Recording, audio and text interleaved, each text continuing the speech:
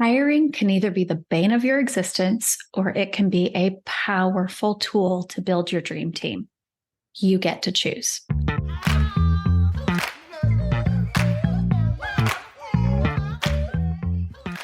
I have lost track of how many of our clients have grown through the transformation from despising hiring to crystal clarity about the right fit for their practice.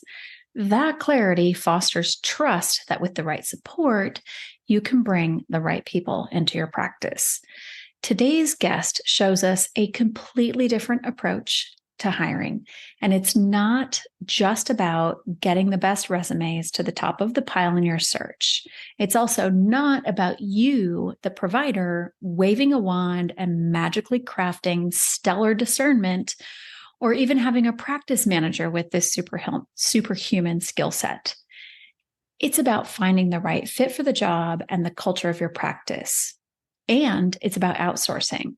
Stay tuned to hear how it all works.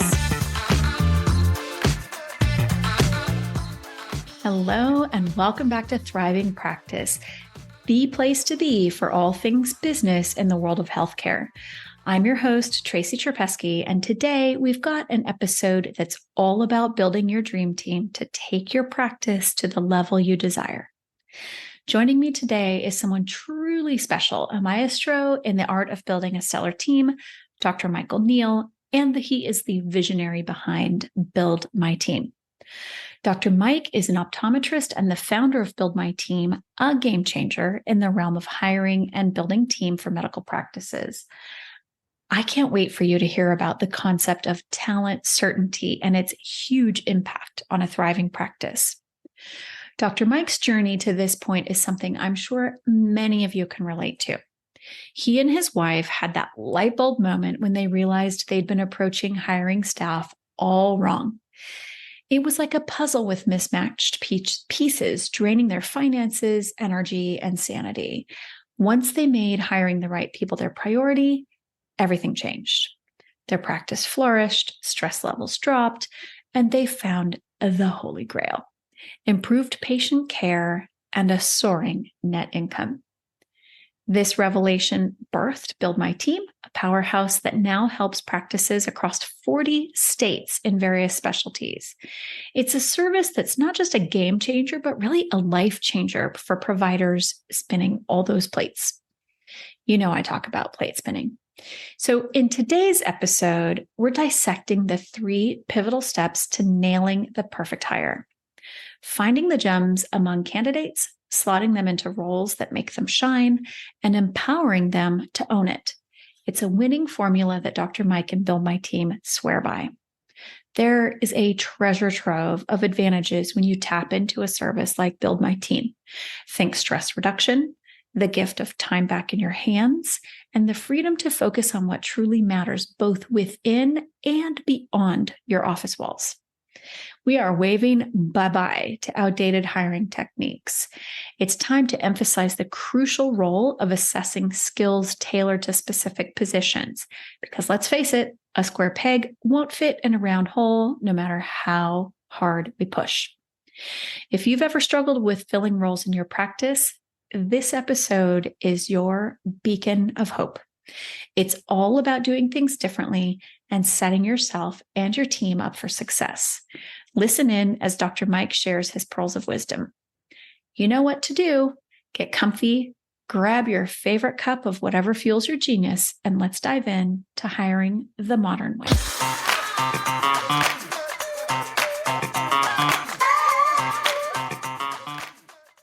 Dr. Mike, it is so good to have you on the show. Thank you so much for coming today. Thank you so much for having me, Tracy. Really looking forward to talking with you and hopefully helping your clients. Yeah, me too. You know, when we were kind of talking in the green room, I was thinking a lot about just how challenging the hiring process is, how much time and energy it's a thief of time and energy for the practice owner. And I think that what you're doing really serves a really broad purpose, and everybody wins from what you're doing. So I just wanted to start with that because I think we're about to have a really great conversation. So before we dive in, I like to tell our listeners where you are located. Absolutely. We're in northeastern Pennsylvania in the Poconos. My private practice is there. I'm a practicing eye doctor, and Build My Team is located down the road in Honesdale, Pennsylvania. So I'm not sure if anybody's been to the Poconos, but that's where we're at. I have. Yeah, there you go. I've been to the Poconos. It's so beautiful. What a lovely Small place world. to live. Yeah. I Absolutely. vacationed there with my kids once. It was Oh, great. Yeah. A little chilly for July, but we had a good time anyway. Well, maybe down south where you're from, but where we're at, it's nice like, and warm. Yeah. Yeah. We're used to like melting hot. So Exactly. But it was so beautiful. We had such a great time. So I can imagine it's a really beautiful place to live. Absolutely. Yeah. So tell us about how you got to where you are. Like you have your practice and you have this company, Build My Team. So how did you get here?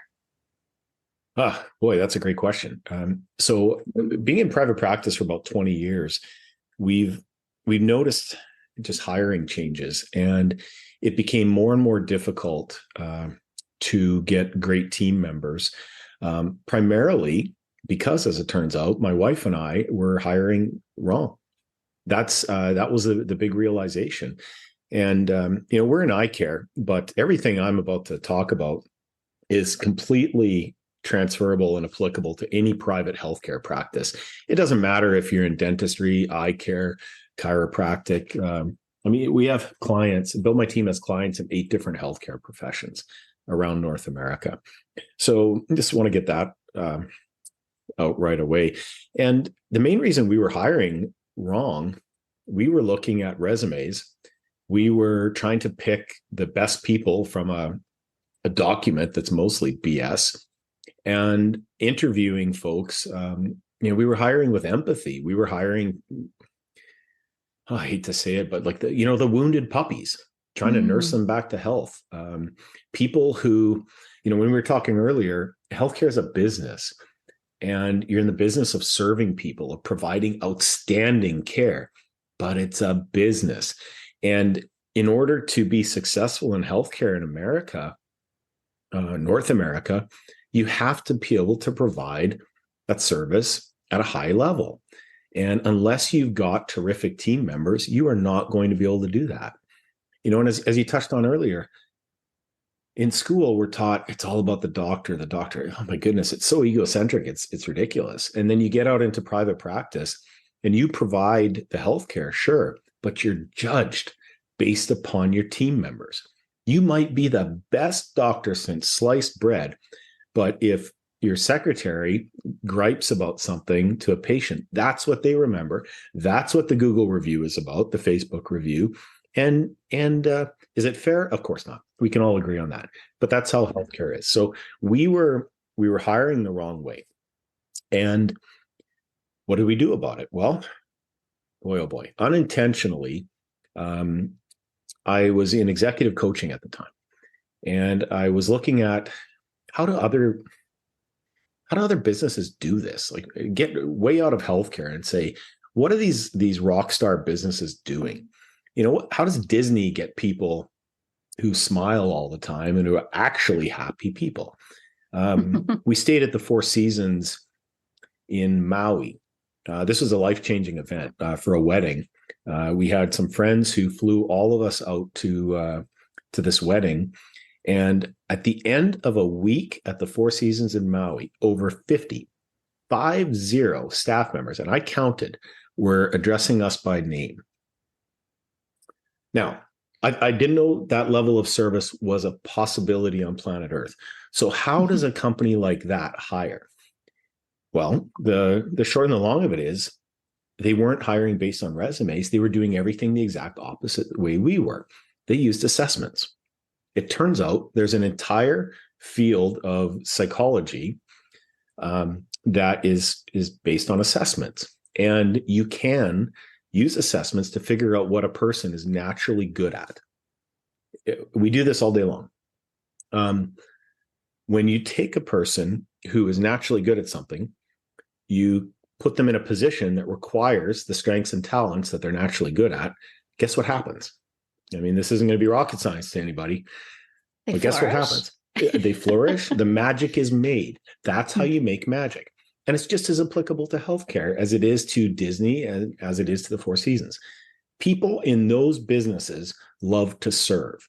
And people in healthcare really need to love to serve, but most of the time that's not the case. We are people as clinicians who get up in the morning to help others. That's what we do. Whether you realize that anymore or not, whether you're burnt out, whether you're having all kinds of issues in your practice, that's the foundation for why we are doctors and healthcare providers. And I think that, so many practices, it's such a slog some days that you forget that. And, I wonder how many of your listeners are nodding their heads saying, oh my God, boy, oh boy. Well, that's how it was for me until we changed how we hired. How did it change? I want to know what you did, but first I want to know how it changed. Well, there was a massive amount of desperation. Necessity is the mother of invention. Well, desperation's right behind it. That's for sure. Mm-hmm, mm-hmm. My wife and I were hiring the wrong way. We were hiring for empathy. We were hiring proverbial wounded puppies. We wanted to help people, to nurse them, back to health. We weren't hiring for a business. Mm-hmm. We weren't running a business. The business was running us. Was the dog wagging the tail? No, the tail was wagging the dog. That was our average day. So what changed? Looked at how those other companies hired. They did not use resumes. They flipped the pyramid, the hiring pyramid, completely upside down. And before they brought a person in for an interview, they knew that person could do the job. So what I did was created a process that this is a nightmare. I did it all from my cell phone. So I was the one texting candidates back and forth using a cell phone. And that was as big of a nightmare as you could possibly imagine it to be. But it started to work and got them. They were doing some assessments that I flat out purchased. Saw a little bit of hope, but what ended up happening was the assessment industry was talking about one assessment does everything for hiring. Okay. It's not true. It doesn't actually work that way. What we ended up having what I created was a system where the first thing that it does, and this is automated now at this point, and we do this in something like 40 states plus Canada. The first thing it does is it texts the candidate after they apply for the job. So they get a text within about 5 seconds. And there's some learning stuff behind this. The key thing we learned with that, you won't believe this, but an average candidate doesn't remember the job that they just applied for. Okay, now all the people listening are scratching their head. They can't possibly be true, right? I mean, why wouldn't they? They're on to the next job after they click the button. That, and I hate to say it, is the reality of how people are applying right now. So what our texting system does is it gets them in that 5 to 10 second window where they actually remember what they're applying for. And it starts them down the process of going through our assessments. Now, why assessments? Well, about half of them immediately stop. They don't move forward. I don't want to fill out an assessment. Why would I want to do that? I'm lazy. I got to get off my butt to do something like that. Well, congratulations. We've just pulled all those people out of the process, right? And now that they go through this, we assess their mindset. We measure their learning. We are measuring a ton of stuff like how do they respond to stress? How do they work with others? Are they warm and friendly with patients? You name it. We've got all kinds of information on them. And when this process is done, we now know whether or not they would work well in the job. And the most remarkable thing about that is about half of them that apply for job A don't actually get put into job A. Their natural strengths and talents are a better fit for another position within the practice. That was something we never could have predicted. But it just illustrates that these folks applying, they don't know what they're good at. They just flat out have no idea what they're actually good at. And you're not going to get that out of a resume. You're not going to get that out of an interview. You just have to get that a lot of times through, trial and error. Oh, my brain cells are popping all over the place. I think what's super interesting and probably poignant is that people don't know what they're good at. It takes having conversations or doing assessments and drawing out what lights people up. And, I think there's some people who are like, just apply the job, do it and whatever. But all of my clients who have gone through, every one of them has at least one nightmare story to share about hiring, and then subsequently needing to fire or whatever. Mm-hmm. There's something to recognizing what someone's good at and also what they really enjoy doing. And there's always going to be parts of the job that you may not love, and it's just part of the job and you just do it. But if most of it is what you're good at and you love, it just makes it so much easier to connect. Exactly. Right. And And so how do you determine fit? Like before you post a job or start looking for candidates, have you decided the kind of fit that you're looking for? Or do you go with the job description and let the candidates or let the system figure out who you're looking for? Well, we have, I would describe it's algorithmic for the different positions. So in an eye care practice, a great secretary has certain characteristics.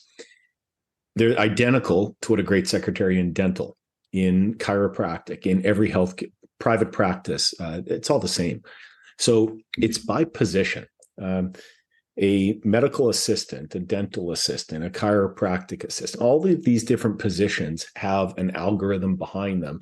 Here's what a terrific candidate is like for that particular position. And that comes through just oodles and oodles of feedback that we've received from practices, because docs love to give feedback. We all know that. And we suck it up. We just absolutely absorb as much of that as possible, because the feedback loop that we've created makes our algorithms better. And they just the more we hire, the better and better they get.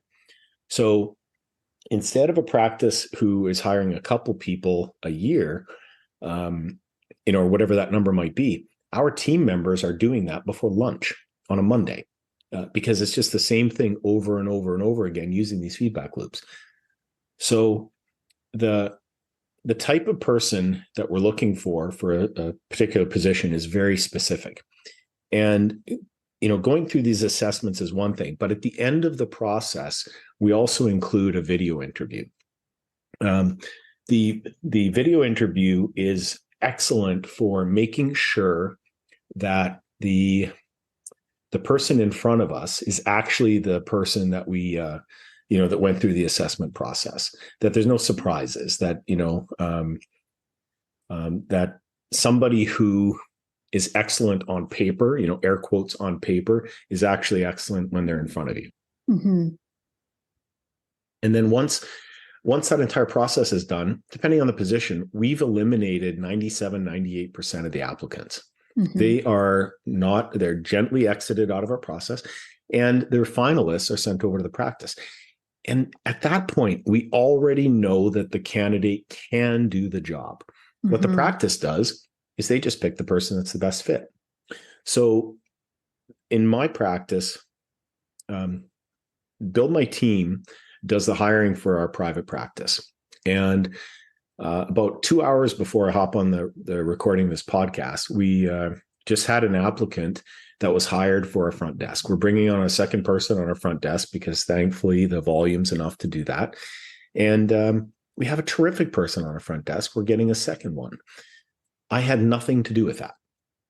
Nothing. My practice manager worked with Build My Team, spent about a whopping half an hour on this, this to determine the type of, it starts off with a consultation call. Here's the type of person we're looking for. Here's the position, all that stuff. And then after that, it's all the Build My Team writes the job description. And the job description is designed to get as many applicants as humanly possible, because we know we're going to remove most of them. And that translates to our practice does nothing other than just wait for the candidates to be sent over. And so I don't know how much time it saves, but it is, and we can hire a person in about an hour of net time. What's that worth to a private practice nowadays? And not only financially, but the amount of stress. I mean, it's so maddening looking at a stack of resumes on your desk. Who's the winner in the stack of resumes? And who's that A player?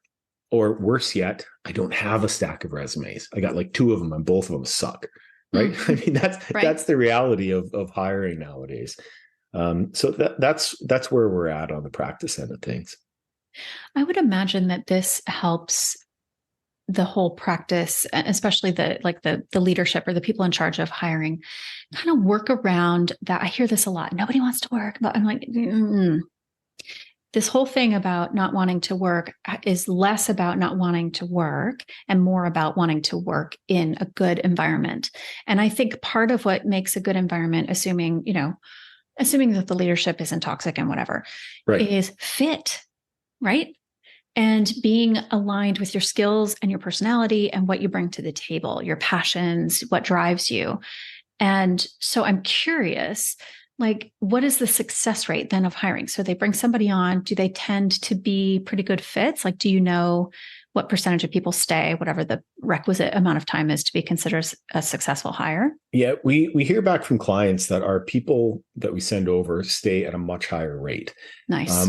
And the thing is, even with that, we have to change how we think about hiring in healthcare, because post-COVID, a lot of people flat out don't want to work. That's statistically accurate. The ones that don't want to work with B or C players. And I cannot stress this enough. An A player loves working with A players. They tolerate B players, and they will quit their job because of C players. This is how life works.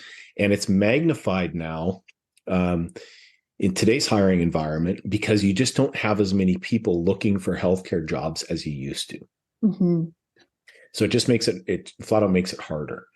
And, what I would challenge your listeners to do is to really think about transitioning from the old way of hiring, their old approach, to meeting hiring where it's at nowadays. And the old approach of taking a week or 2 to make a decision on somebody, well, here's a pro tip to your listeners: dead. That is absolutely dead in the water. Our practice has to make a decision within a couple of hours, like 2 to 3 hours, on the people that Bill My Team sends over. And that's a little fast because we choose to make it that quick. We want to jump. We want to always be the first response for an A player, because we want to be decisive. We want you. We're not telling you maybe. We're not thinking we can get somebody better. We want you. We want to work with you. We want you on our team. No indecision whatsoever. I don't want to see any of that stuff coming over, because indecision will turn off an A player, and you can be the best fit for them in just that little bit, and off they go. And once they're on the team, it also helps from a cultural standpoint that they're allowed to do things on, with decisiveness. That's kind of a requirement. Oh, if we could stand on a mountaintop and shout this out, this would be the thing. That decisiveness, right? And this comes from, in the coaching world, this comes from a place of clarity. So being super clear about what you want, why you want it, why it's important to you, and creating a really clear picture and description and all of that of what you're looking for fit, for productivity, for results. That is the key, right? And so it gave me some heart palpitations of thinking about making a decision within 2 hours. However, when we've been hiring at my company, we're quick. Like we're like, we do it a little bit differently because we don't have an agency that does it for us, but we have one interview, we make a decision, and we're done. That's it. Right. Yeah, exactly. And it's worked out well. Exactly. I mean, in the old days, we used to have 2 to 3 interviews, and old days might be 4 or 5 years ago, before the Build My Team process.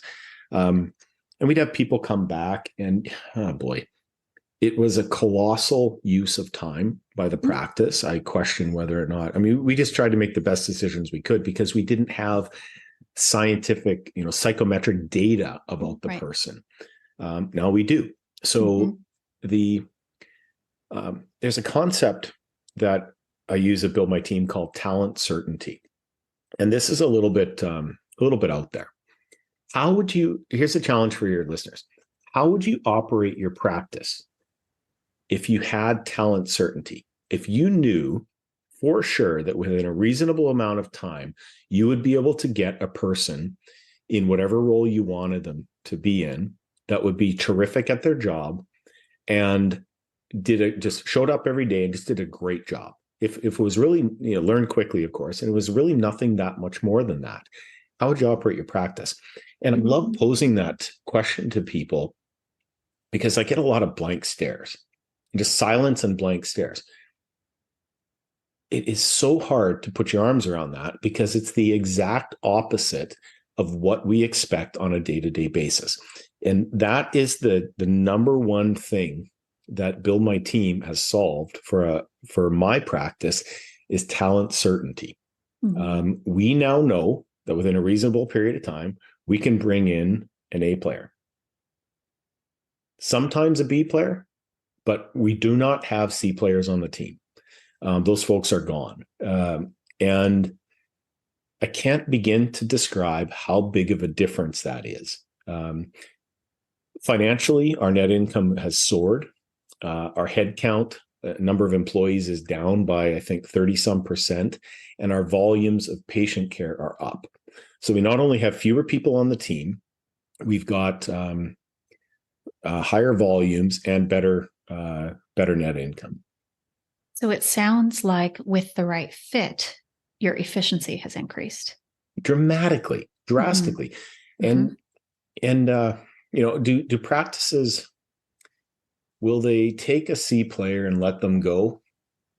Most won't.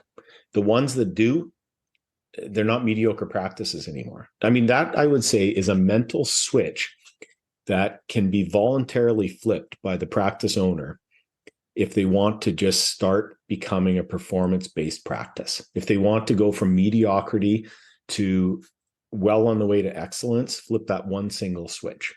And as soon as you do that, you've just decided that the culture that you're willing to accept just raised. The whole bar just got raised. And that's something that I've seen practices do. And I would say it's their first step on the way to becoming really high performers. There's definitely something to that. One of my clients referred to kind of my approach to working, to like looking at how you work operationally, meaning hiring and training and how you greet people and everything. It was wellness hospitality or healthcare hospitality. And it was, a lot of the things that I worked on her team with were things that I learned working in the health club industry and what we trained our front desk people to do, right? All these, rules of walking the door and blah, blah, blah.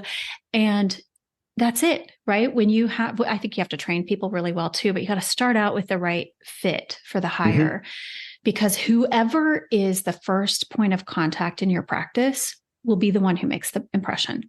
So they're either, I left a pediatric practice when I could tell that the staff was unhappy there because when my children were really little, they picked up on it and it made going to the pediatrician incredibly stressful. Yeah. We left because of the staff. Exactly. And the provider could have been the best doc on planet Earth, but wouldn't have mattered because my kid's screaming on the way in already. Right. Yeah. Exactly. Or whatever, right. Whatever it might be. Jim Collins has that quote from Good to Great, where it's all about getting the right people on the bus. And I've experienced that in our practice where the right people are now on the bus.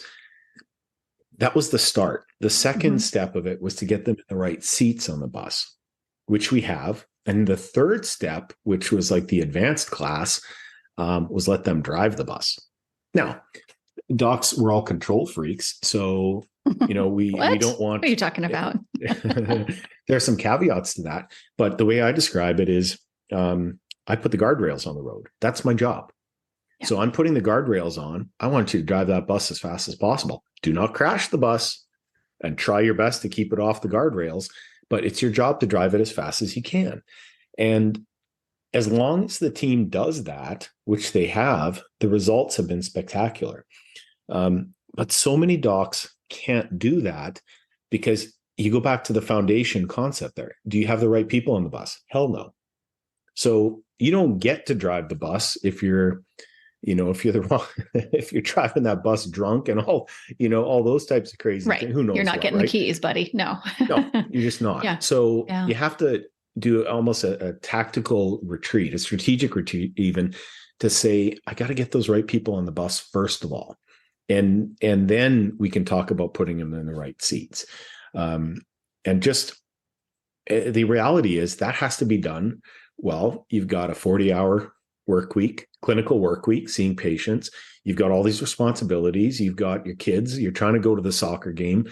There's a local dentist. She's now our client. Oh boy, her kids, same age. So we go over to hang out with her at her pool. She's sitting on the edge of the pool reviewing resumes. Oh, painful. And I said to her, hey, I got an idea for you. There's this little outfit called Build My Team. Why don't you, consider this? Gave her the standard walkthrough of what we do. And she was just dumbfounded. She's not reviewing resumes at the side of her pool anymore. Mm-hmm. She can be present. How much is that worth to a parent? Like priceless. Right. And we, in healthcare, we seem to have this hero complex where you're not a great doc unless you're working 60, 70 hours a week.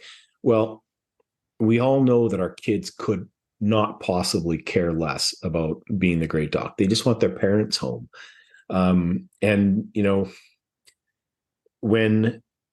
When I'm home, I want to be the best dad that I can be. I sure as hell don't want to be thinking about a resume of this or that, the other thing.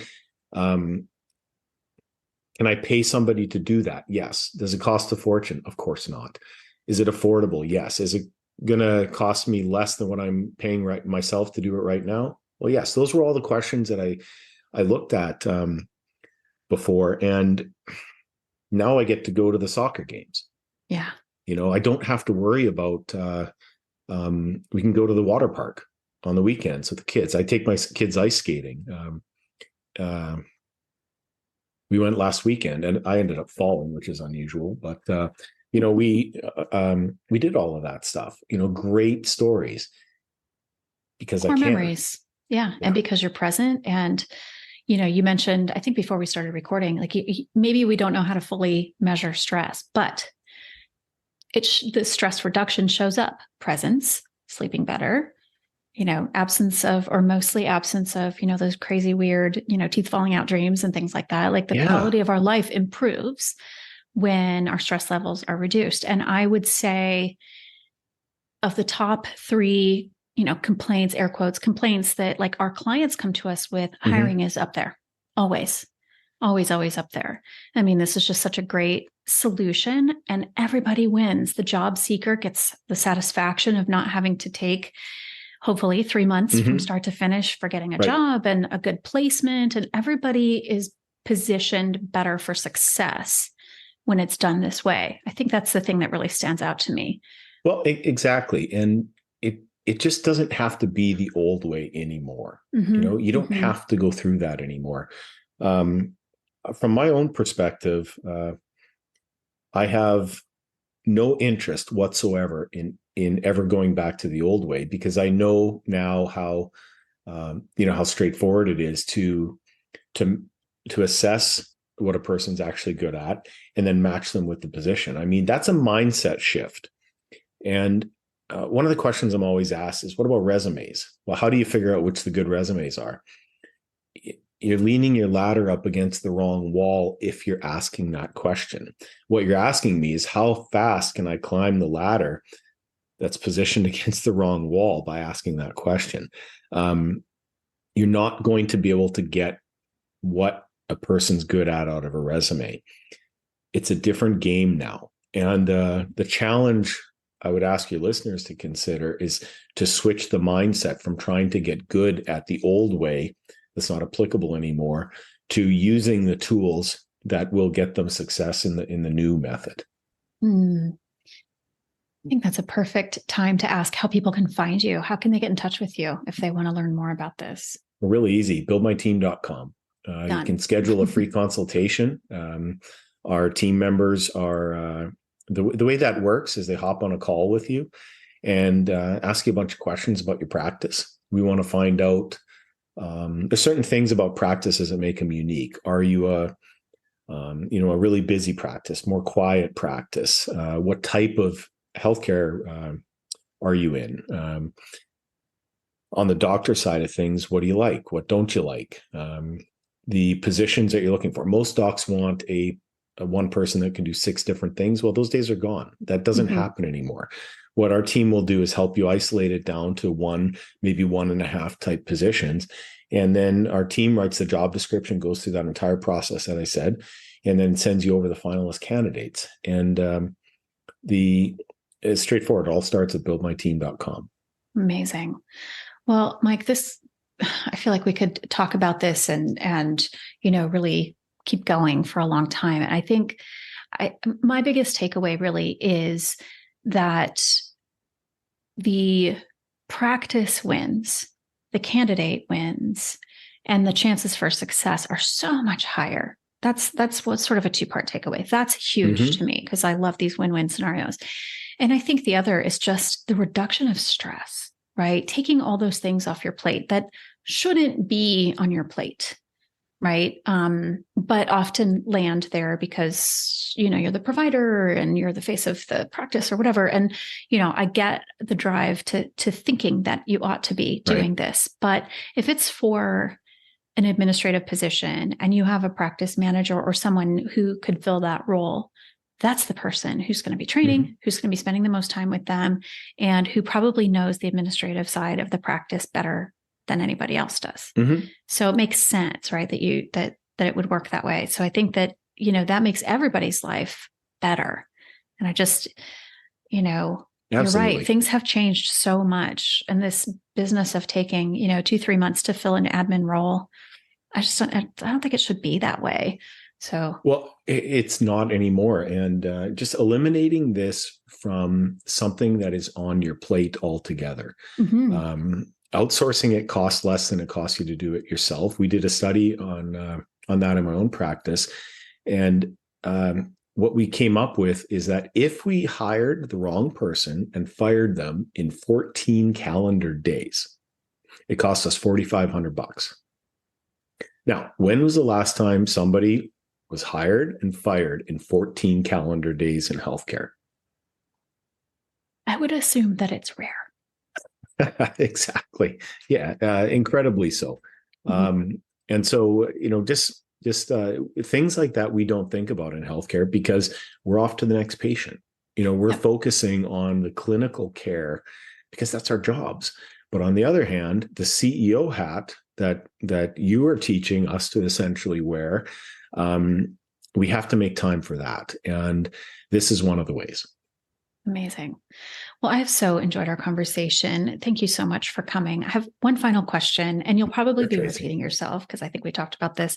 If you could offer one piece of advice, what would that be? Straightforward. Hire for strengths and talents, not experience or personality. Awesome. Yeah. Thank you so much, Mike. Thanks for coming on.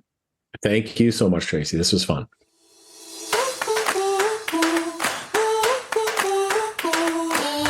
A massive thank you to Dr. Mike for sharing those golden nuggets on building your dream team. I hope you're as inspired as I am about reshaping the way you approach hiring in your practice. Remember, it's not just about filling seats, it's about finding a great fit. Take a moment to ponder the 3 crucial steps: finding, slotting, empowering. Let them marinate because that's the recipe for success. I'd love to hear your thoughts and experiences. Drop us a line on LinkedIn or on our community page on Instagram. And stay tuned for more insightful episodes where we unlock the secrets to a successful, thriving practice. Keep wearing your multiple hats with pride while taking excellent care of yourself. I'll see you next time.